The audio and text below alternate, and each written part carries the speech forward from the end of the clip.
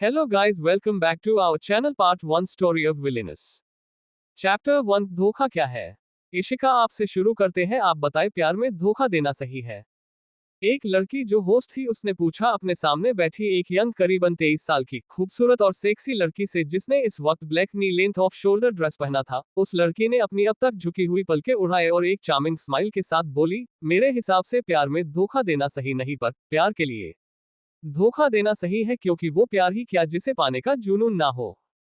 Host ने ताली बजाई, फिर एक और लड़की की तरफ मुड़ी जो बहुत खूबसूरत थी। उसने पटियाला पहना था, हाथों में चूड़ा, गले में मंगलसूत्र, मांग में सिंदूर, करीबन 24 साल की। होस्ट ने पूछा, नंदिनी आप बताएं आपके हिसाब से प्यार के लिए धोखा देना सही है। नंदिनी, जिसके चेहरे पर कोई भाव नहीं थे, उसने कहा, मेरे हिसाब से प्यार में या प्यार के लिए धोखा देना दोनों सही नहीं, और जिस प्यार के लिए आप धोखा दे वो प्यार सच्चा नहीं।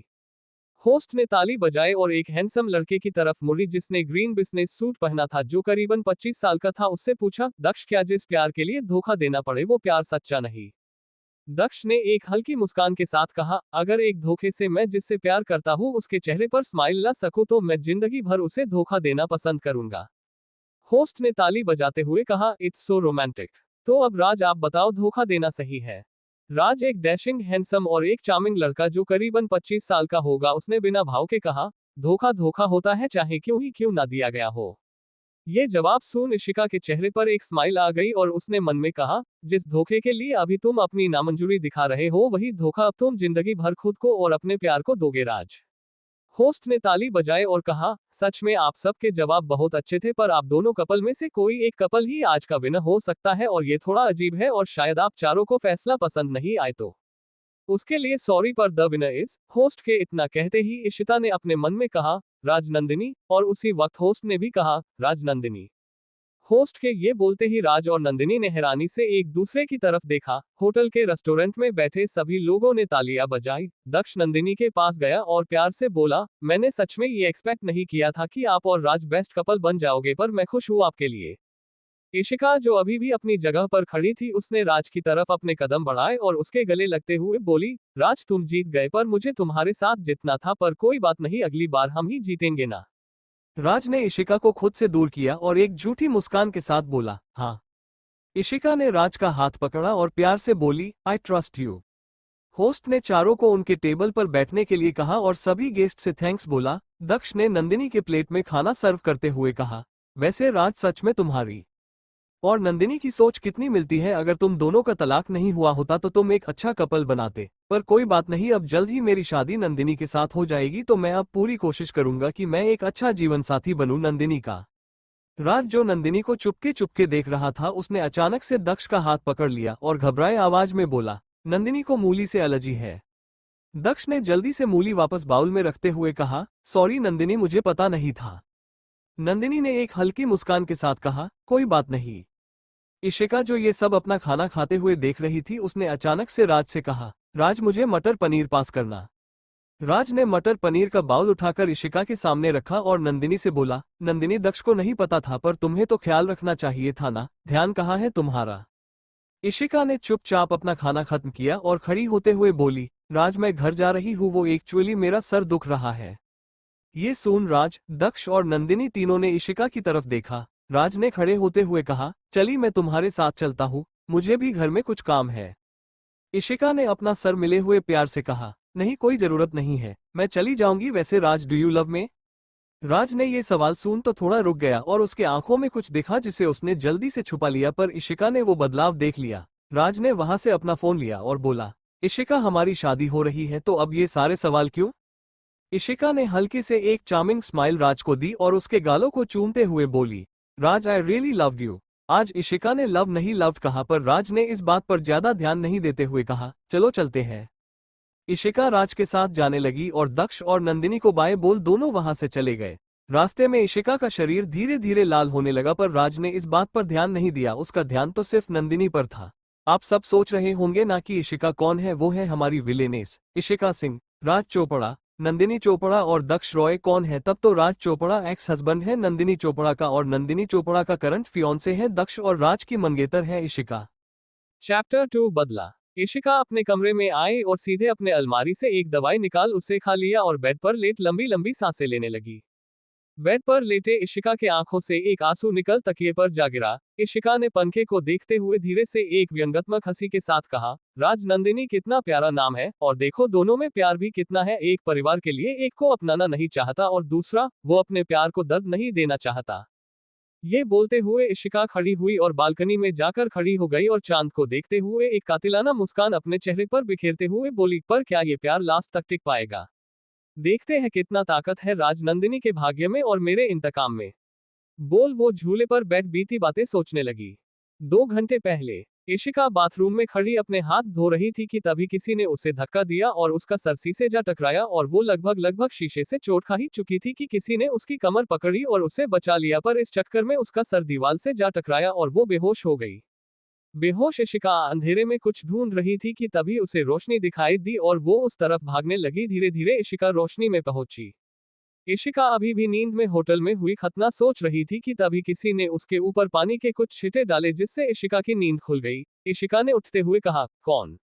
पर उसकी नजर सामने खड़े राज पर रुक गई और इशिका ने एक गहरी सांस लेते हुए कहा, ये क्या था राज? राज ने पानी का जग टेबल पर रखते हुए कहा, माँ नीचे खाने पर सभी को बुला रही है तो जल्दी तैयार होकर आ जाओ। बोल राज वहां से चला गया और इशिका ने भी अंगड़ाई लेते हुए कहा, नया ड्रामा, और कपड़े लेकर बाथरूम में चली गई। सभी लोग बैठे आपस में बातें कर रहे थे। इशिका ने बैठते हुए बोली, गुड मॉर्निंग एवरीवन। दादी, जिनका नाम हीरा था, उन्होंने एक स्माइल के साथ कहा, गुड मॉर्निंग। तभी एक लड़का जो इशिका के उम्र का ही था, उसने सेब खाए हुए कहा, इशिका तुम अपने घर कब जाओगी? तुम जब देखो तब यहाँ आ जाती हो। तभी एक औरत जो 45 साल की थी पर काफी फिट थी, उसने उस लड़के पर चिल्लाते हुए कहा, अंश। राज ने आते हुए कहा, क्या हुआ चाची, आप गुस्सा क्यों कर रही है? चाची, जिनका नाम शीतल था, वो इस परिवार की छोटी बहू थी, उन्होंने अंश को घूरते हुए कहा, राज दिन ब दिन ये बात करने का तरीका भूलता जा रहा है। राजेश जी जो घर के मुखिया और हीरा जी के बड़े बेटे थे, उन्होंने अपना नाश्ता करते हुए कहा, शीतल वो अभी बच्चा है, इशिका तुम उसकी बात का बुरा मत मानना, ठीक है? इशिका ने जूस पीते हुए कहा, नहीं अंकल वो ठीक बोल रहा है, ये कौन सा मेरा घर है और आप लोग कौन से मेरे फैमिली मेंबर हैं? मैं नाश्ता करके यहाँ से जा ही रही हूँ, वैसे भी मुझे कुछ काम भी है तो मुझे उसके लिए न्यूयॉर्क जाना है। राज ने इशिका की बात सुन कहा, इशिका ये क्या कह रही हो? इशिका ने उठते हुए कहा, राज मैंने अपनी काफी इंसल्ट करा ली है ऑलरेडी, पहले तुम, फिर तुम्हारी एक्स वाइफ, और उसकी बहन, फिर तुम्हारा भाई। तुम मुझे 14 सालों से जानते हो, मुझे अपनी सेल्फ रिस्पेक्ट कितनी पसंद है, तो अब मेरा हो गया। बोल इशिका वहां से जाने लगी और गिनने लगी, 1, 2, 3, और इशिका के 3 बोलते ही एक प्यारी आवाज आई, अंश माफी मांगो इशिका से। इशिका ने ये आवाज सुनी और उसके चेहरे पर एक स्माइल आ गई, पर उसने ये इग्नोर किया और वहां से जाने लगी। तभी उसी प्यारी आवाज ने कहा, इशिका रुको। इशिका ने ये सुना और रुककर पीछे मुड़ बिना किसी भाव के बोली, क्या हुआ नंदिनी? नंदिनी जिसने पीला पटियाला पहना था, हाथों में चूड़ा, मांग में सिंदूर, गले में मंगलसूत्र, उसने कहा, इशिका खाना खा लो, और ये तो तुम्हारा ही घर है ना, और जल्द ही तुम इस घर की बहू बन जाओगी, तो तुम अंश की बात को भूल जाओ। इशिका ने नंदिनी की बात सुनी और हल्के से मुस्कुराए, फिर अपनी हसीन चेहरे पर एक कातिलाना मुस्कान के साथ बोली, नंदिनी एक बात पूछूं? नंदिनी ने कंफ्यूज होकर कहा, क्या? इशिका ने अपने कदम आगे बढ़ाए और नंदिनी के हाथों के चौड़े को छूते हुए बोली, ये सुहागन पहनती है ना? नंदिनी ने ना समझी में कहा, हाँ। फिर इशिका ने उसके सिंदूर को छूते हुए, उसके मंगलसूत्र को छूते हुए कहा, और ये भी? नंदिनी ने कहा, हाँ। ये सुनते ही इशिका ने नंदिनी से दूर होते हुए कहा, तो तुम बताओ, अगर कल को तुम्हारे मंगेतर की एक्स वाइफ उसके नाम का सिंदूर, मंगलसूत्र और चूड़ा पहने बोले कि तुम जल्द ही इस घर की बहू बन जाओगी, तो तुम्हें कैसा लगेगा? देखो नंदिनी, मैं काफी झेल चुकी हूँ, तो मुझे ब्रेक चाहिए, और तुम प्लीज बार बार ये मत बोला करो कि मैं इस घर की बहू बन जाऊंगी, वो भी ये सब पहनकर, तो बिल्कुल भी नहीं। बोल इशिका ने सभी को इग्नोर किया और वहां से निकल गई। इशिका के जाते ही अंश ने खड़े होते हुए कहा, भाभी आप क्यों बात करते हो उस लड़की से, और भला आपको माफी क्यों मांगनी थी? देखा कैसे बात करती है वो आपसे। राज ने नंदिनी के आंखों में आंसू देखे और वहां से जाने लगा। ये देख नंदिनी ने उसे रोकते हुए कहा, कहाँ जा रहे हो तुम राज? राज ने जाते हुए कहा, मुझे कुछ काम है। निर्मला जी जो राजेश की पत्नी थी और राज की माँ, उन्होंने एक गहरी सांस लेते हुए कहा, हम इस घर में चैन से नाश्ता भी नहीं कर सकते, और नंदिनी तुम्हारा तलाक हो चुका है राज से, तो प्लीज ये सब पहनना बंद कर दो, और हाँ अब मुझे और बहस नहीं सुननी, और अंश तुम अगर अगली बार इशिका से तुमने ऐसे बात की तो हमसे बुरा कोई नहीं होगा। बोल निर्मला जी वहां से चली गई। दादी ने अंश को घूरते हुए झूठा गुस्सा दिखाते हुए कहा, अंश अगली बार ऐसा मत करना समझे। अंश ने अपना नाश्ता करते हुए कहा, यार दादी आप लोग समझ क्यों नहीं रहे, राज भाई नंदिनी भाभी से प्यार करते हैं और वो इशिका वो तो भाई से प्यार भी नहीं करती।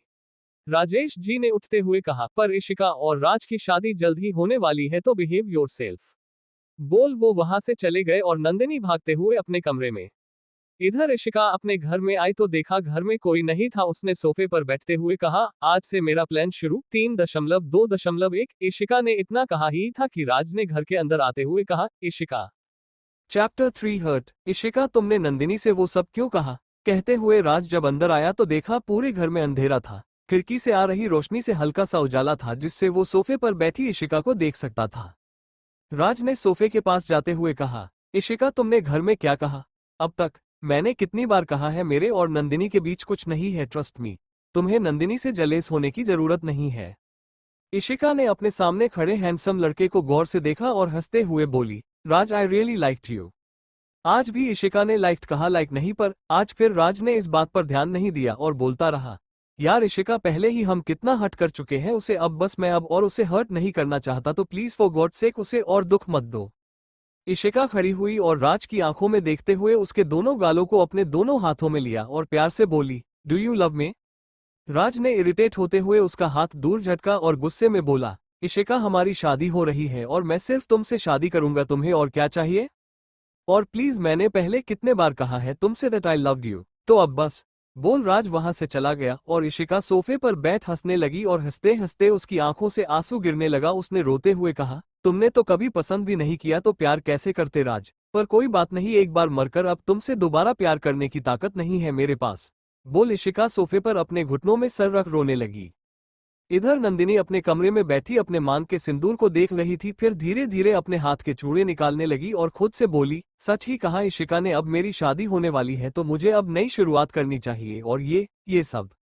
बोल उसने अपने हाथों के सारे चूड़ों को निकाल संभाल कर टेबल पर रख दिया और मंगलसूत्र को देखते हुए खुद से बोली, हमारे रिश्ते में कभी सच्चाई नहीं थी और वो तो मुझे पसंद भी नहीं करता तो प्यार कैसे करता? मैं ही पागल थी। बोल नंदिनी ने अपने गले से मंगलसूत्र निकल टेबल पर रख दिया और उसे देख रोने लगी। एक ने प्यार के लिए खुद को गवा दिया तो दूसरे ने इसी प्यार में खुद को तराश लिया। एक ने प्यार की पाने की चाहत में सब गवा दिया तो दूसरे ने प्यार को ना पाकर भी सब पा लिया। ये कहानी है दर्द, आंसू और इंतकाम की। ये कहानी है इशिका सिंह की। राज घर आया और सीधे नंदिनी के कमरे में चला गया तो देखा नंदिनी हल्के गुलाबी साड़ी में तैयार अपने बाल बना रही थी। राज ने नॉर्मल होते हुए पूछा, कहीं जा रही हो नंदिनी? नंदिनी मुड़ी और अपने बालों को सेट कर हल्की मुस्कान के साथ बोली, हाँ, वो दक्ष के साथ लंच पर जा रही हूँ। राज ने ये सुना तो इसे लगा जैसे किसी ने उसके दिल में छेद कर दिया हो और उसने नंदिनी के बालों को, जो गालों पर आ रहे थे, इसे साइड में करते हुए बोला, अच्छी बात है, तुम बहुत सुंदर लग रही हो। नंदिनी राज के छुअन से जम सी गई और इसके आंखों में देखने लगी। तभी किसी ने खांसते हुए कहा, अहम जीजू, अगर आपको दीदी के साथ डेट पर जाना है तो आप उन्हें ले जा सकते हैं। ये आवाज सुन राज नंदिनी होश में आए और एक दूसरे से दूर खड़े होते हुए बोले, निशा तुम जब आए? दोनों को एक साथ एक जैसा सवाल पूछता सुन निशा ने शरारत से मुस्कुराते हुए कहा, ओहो, एक साथ एक जैसे और एक ही सवाल साथ में पूछा जा रहा है, क्या बात है? वैसे दी तो कहीं जा रही है? नंदिनी ने अपने हाथों में चूड़ियां पहनते हुए कहा, हाँ, दक्ष के साथ लंच पर। निशा ने मुंह बनाते हुए कहा, क्या पर क्यों? तू उस दक्ष के साथ क्यों जा रही है? नंदिनी ने अपना पस उठाया और बोली, क्योंकि वो मेरा होने वाला पति है, और सबको इग्नोर करते हुए वहां से चली गई। निशा ने राज को देख धीरे से बनावटी तरीके से कहा, जीजू दीदी क्या सिर्फ रहेंगी उस दक्ष के साथ? मुझे टेंशन हो रही है, क्या करूं? ये सुन राज के हैंडसम चेहरे पर परेशानी आ गई और वो कमरे से बाहर जाते हुए बोला, मैं आता हूं, और बोल वो नंदिनी के पीछे निकाल गया। इधर इशिका अपने कमरे के सोफे से खड़ी हुई और अपने रूम में जाकर एक सिंपल ब्लैक अनारकली निकाल उसे पहन गाड़ी में बैठ कहीं निकल गई। दिल्ली से 100 किलोमीटर दूर एक बड़े से कमल के तालाब के सामने एक गाड़ी आकर रुकी और उसमें से इशिका बाहर निकली और धीरे धीरे कीचड़ में अपने हिल्स वाले पैर डालते हुए आगे बढ़ते हुए बोली, वासासी जीर्णानि यथा विहाय नवानि गृह्णाति नरोप्राणि तथा शरीरानि विहाय जीर्णान्यन्यानि सयाति नवानि देहि। बोलते हुए इशिका धीरे धीरे उस तालाब के गहराई में डूबती चली गई और कुछ देर बाद बाहर निकली तो वो इस वक्त पूरी तरह कीचड़ से भरी हुई थी। पर इस बात को इग्नोर करते हुए इशिका तालाब से बाहर निकल उस तालाब के सामने बने मंदिर की तरफ चल दी। मंदिर के आगे जाने वाले रास्ते पर एक झरना था जहां नहाकर वो लोग अंदर जा सकते थे। इशिका उस झरने के नीचे खड़ी होकर अपने ऊपर के सारे कीचड़ को बहाने लगी। इधर नंदिनी दक्ष के साथ बैठी खाना खा रही थी। तभी उसे लगा कि कुछ बदला, पर क्या वो ये समझ नहीं पा रही थी। पर नंदिनी को बहुत टेंशन होने लगी। तभी उसे रोड क्रॉस कर रहा राज दिखा और वो टेंशन से उठ उस ढाबे से बाहर भाग राज की तरफ बढ़ने लगी और राज को गले लगाते हुए देख बोली, तुम ठीक हो? और तुम ग्रीन लाइट में रास्ता क्यों क्रॉस कर रहे थे? पागल हो, समझ नहीं है? चैप्टर 4 फिर करोगे, बार बार हर बार करोगे 2 हफ्ते बाद। ऑल्बनी, न्यूयॉर्क। एक प्रेस कॉन्फ्रेंस में कुछ मीडिया रिपोर्टर्स, जिसमें कुछ इंडियन रिपोर्टर्स भी थे, उनमें से एक ने पूछा, मिस सिंह, क्या सच में आप न्यू जनरेशन की को फाउंडर है? मिस सिंह यानी इशिका व्हाइट बिजनेस सूट में काफी हॉट लग रही थी। उसके शर्ट के 2 बटन खुले थे। उसने पेन से खेलना बंद किया और खड़ी होकर अपना ओवरकोट कंधों पर डालते हुए बोली, yes, I am the co founder of new generation and sole owner of it. बोल इशिका वहां से अपने पैंट के जेब में हाथ डाले निकल गई। इंडिया, दिल्ली। चोपड़ा परिवार। एक औरत जो करीबन 50 साल की होगी, वो घर के अंदर आए और खुशी से चहचहाते हुए बैठी हुई निर्मला जी के गले लगते हुए बोली, निर्मला, इशिका की 5 सालों की मेहनत सफल रही। न्यू जनरेशन की मार्केट वैल्यू 100 बिलियंस हो चुकी है। निर्मला जी ने खुशी से मुस्कुराते हुए अपनी बेस्ट फ्रेंड को गले लगाते हुए कहा, हाँ, हम सब ने अभी उसका इंटरव्यू देखा। मैं सच में काफी खुश हूँ उसकी सक्सेस के लिए। She is diamond. Kavita ji, जो इशिका की मां है, उन्होंने चहकते हुए कहा, हाँ, शी इज। राजेश जी ने कविता को बधाई देते हुए कहा, कविता, बधाई हो। वैसे इशिका ने कभी इसके बारे में बताया नहीं था, वरना हम उसे सपोर्ट जरूर करते। कविता ने हल्की मुस्कान के साथ कहा, भाई साहब, वो खुद कुछ करना चाहती थी तो बस। अंश ने आते हुए कविता को देख कहा, और आंटी, आपकी बेटी गई नहीं कि आप आ गई? अंश की बात सुन अंश की मां ने उसे डांटते हुए कहा, अंश, ये कैसे बात कर रहे हो तुम कविता से?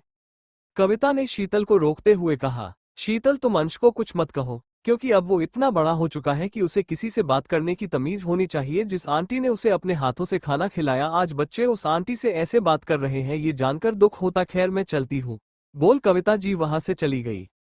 दादी ने अंश को घूरते हुए कहा, ये क्या तरीका था कविता से बात करने का? अंश ने हल्के से अपने सर को सहलाते हुए कहा, सॉरी, मैं उनसे अगली बार माफी मांग लूंगा। बोल अंश ने चारों तरफ देखते हुए कहा, नंदिनी भाभी कहाँ है? निर्मला जी ने खड़े होते हुए अंश को घूर के देखते हुए कहा, वो तुम्हारी भाभी नहीं है, और हाँ, अगली बार से अगर तुमने इशिका या कविता से ऐसे बात की तो देखना क्या करूंगी मैं। बोल वो वहां से जाने लगी, पर तभी सबके कानों में एक रिपोर्टर की आवाज गई, मिस सिंह, हमने सुना आप एंगेज है। इशिका ने ये सुना तो इसके कदम रुक गए और उसने अपने आंखों से चश्मा निकालते हुए एक चार्मिंग स्माइल के साथ कहा, yes, I M engaged and soon getting married. Reporter ने फिर थोड़ी हिम्मत करके पूछा, आपको लव मैरिज है? इशिका ने उसी स्माइल के साथ कैमरे में देखते हुए कहा, मेरे लिए हाँ, पर उसके लिए पता नहीं। पर हाँ, मुझे ये बात तो पता है कि मेरा मंगेतर मुझसे प्यार करेगा, हर बार करेगा, बार बार करेगा, और ये प्यार रोज बढ़ता जाएगा। इशिका का जवाब सुन रिपोर्टर ने पूछा, आपका प्यार? इशिका ने अपने चश्मे पहनते हुए कहा, मेरे प्यार की हद नहीं थी तो पता नहीं वो बढ़ा या नहीं, पर हाँ, अब हदें हैं, और अच्छा है। बोल वो अपने लिमोजिन में बैठी और वहां से निकल गई। निर्मला जी ने इशिका की बात सुन वहां आए राज को देख कहा, देख लो, वो लड़की जानती है कि इस न्यूज से उसे कितना लॉस होगा, पर सिर्फ तुम्हारे लिए उसने ये बात नहीं छुपाया और इंटरनेशनल प्रोग्राम में बोला कि वो तुमसे प्यार करती है, तो कम से कम अब उसकी कद्र कर लो। बोल वो वहां से निकल गई, पर राज के दिमाग में अभी भी इशिका की ये बोलती हुई तस्वीर आ रही थी, मेरे प्यार की हदें नहीं थी। राज ने निर्मला जी की बात सुनी और बिना कुछ बोले अपने कमरे में चला गया और बेड पर बैठते हुए सोचने लगा कि क्या हुआ है। उसे इतना तो पता है कि कुछ बदला है, पर क्या ये नहीं पता? राज यहाँ सोच ही रहा था कि तभी उसके दिमाग में होटल की बातें याद आने लगी। तभी उसे कुछ याद आया और उसने अपना फोन निकाल इशिका को कॉल किया। घंटी सिर्फ एक बार ही बजी थी कि इशिका ने फोन उठा लिया। राज ने धीरे से कहा, इशिका, तुम्हें मटर से एलर्जी है ना? इशिका, जो अपने लिमोजिन में बैठी सिगरेट पी रही थी, उसने सिगरेट को बुझाया और हल्के से बोली, हाँ।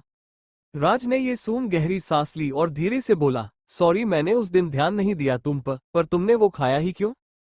इशिका ने खिड़की से बाहर देखते हुए कहा, राज, तुम्हें याद है जब कॉलेज में मैंने तुम्हारा प्रपोजल एक्सेप्ट किया था, तब मैंने तुमसे एक प्रॉमिस किया था कि मैं कभी तुम्हें मना नहीं करूंगी। तो मैं अपना प्रॉमिस कैसे भूल जाती? मैं तुमसे बहुत प्यार करती थी, तो अपने प्यार के लिए इतना तो कर ही सकते हैं ना? राज कुछ कहने ही वाला था कि तभी नंदिनी ने कमरे में आते हुए कहा, राज, दादी बुला रही है तुम्हें।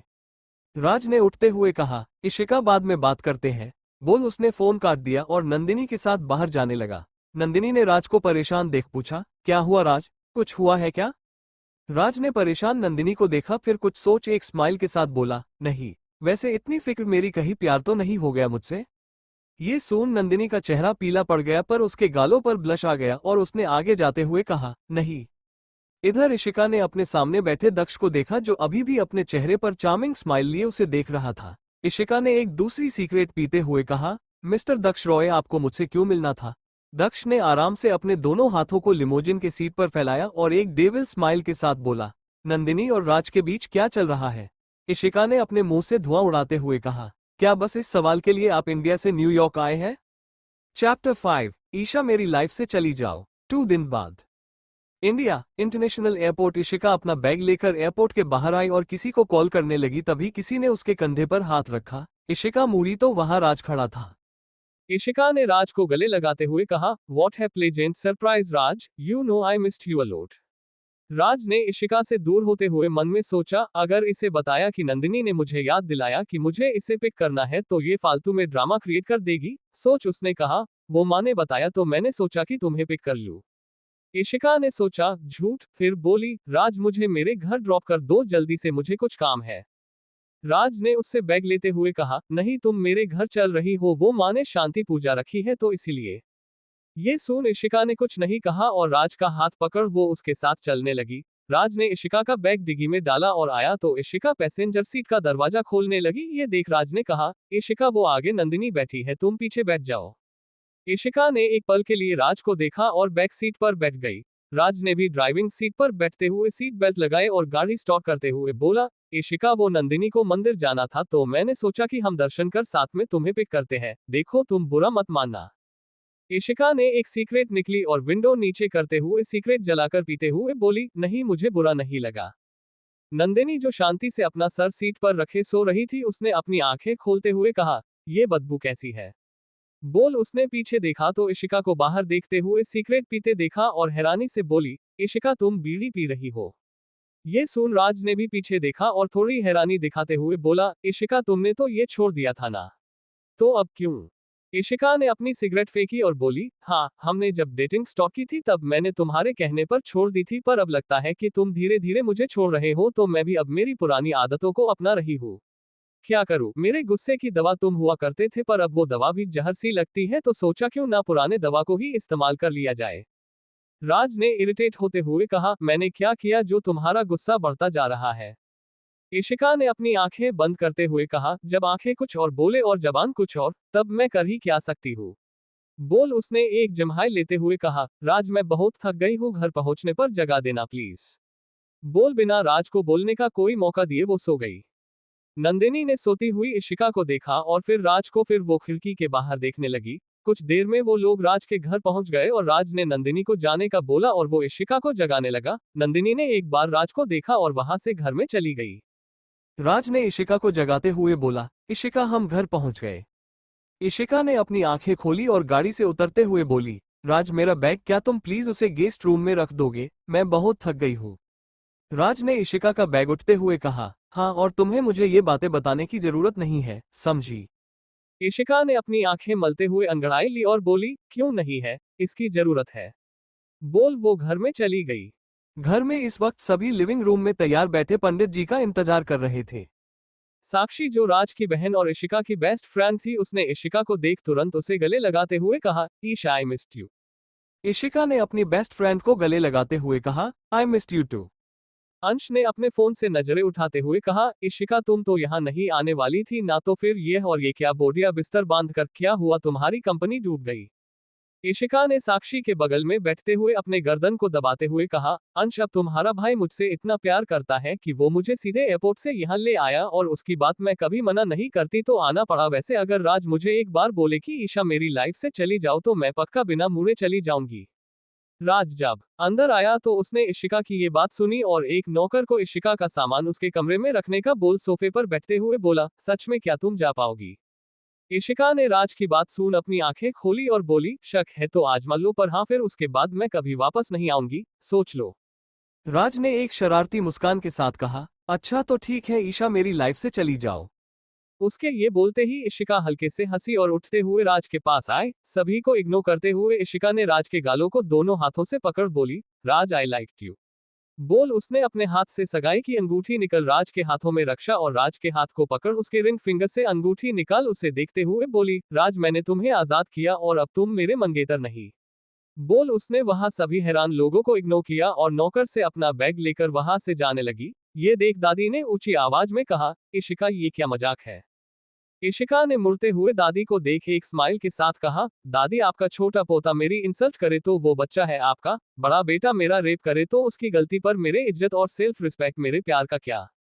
आपका बड़ा बेटा मुझसे आज मजाक में बोल रहा है, कल को शादी के मंडप में बोलेगा तो मैं क्या करूंगी। अगर आज जो मैंने कहा वो राज कहता तो मैं उससे एक चाटा मारती और अपना हक जताते हुए बोलती कि आइंदा ऐसी बात ना करे। वो मुझसे प्यार करता है पर मेरी कर नहीं, मेरी रिस्पेक्ट नहीं, तो मैं क्यों एक ऐसे इंसान के साथ रहूं, बस इसलिए कि मैं नशे में और एक हिट ऑफ मूवमेंट में जो गलती की आपके पोते के साथ सोकर उसके लिए। तो सॉरी मैं ऐसा नहीं कर पाऊंगी। बोल इशिका वहां से निकल गई। Thanks for watching video, subscribe for more interesting story audio.